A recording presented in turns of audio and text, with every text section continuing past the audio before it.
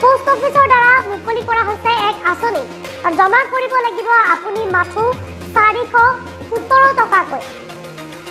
417 টকা জমা কৰিয়ে মেচিউৰিটিৰ সময়ত আপুনি লাভ কৰিব পাৰিব 1 কোটি টকা কি বাৰু এই আঁচনি তাৰ সবিশেষ খবৰ এই মুহূৰ্তত জনাম আপোনালোকক পিপিএফ আঁচনিৰ অধীনত লাভ কৰিব পাৰিব এই ধন জমা কৰিব লাগিব মাত্ৰ 417 টকাকৈ সাধাৰণ জনতাৰ বাবে অতি প্ৰয়োজনীয় এই আঁচনিখন পিপিএফ আঁচনিৰ অধীনত ধন জমা থৈ আপুনি হৈ পৰিব কোটিপতি পোষ্ট অফিচৰ পাব্লিক প্ৰভিডেণ্ট ফাণ্ড এই আঁচনিৰ জৰিয়তে আপুনি জমা থব লাগিব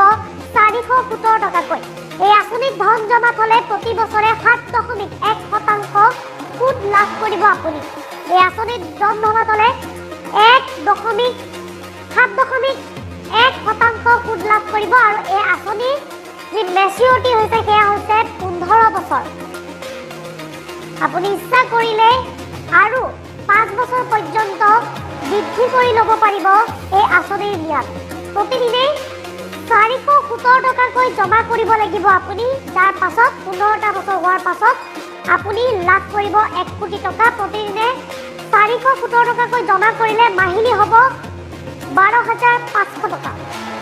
15 বছৰত এই জমা কৰা ধনৰাশি হ'বগৈ 22,50,000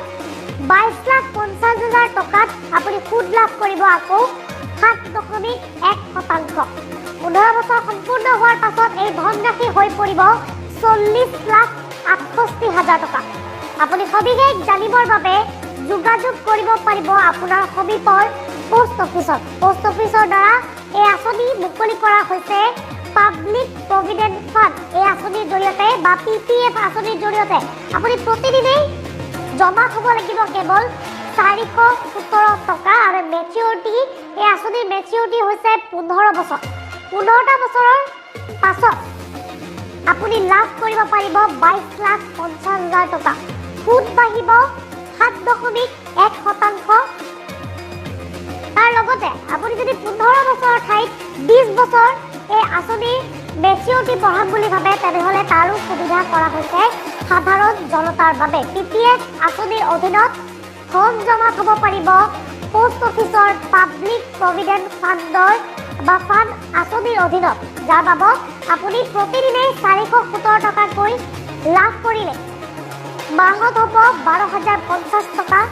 15 বছৰ মূৰত হ'ব 22,50,000 টকা তাৰ লগতে যি সুদ আছে সেই সুদ বাঢ়াৰ পিছত আপুনি লাভ কৰিব 40,68,000 টকা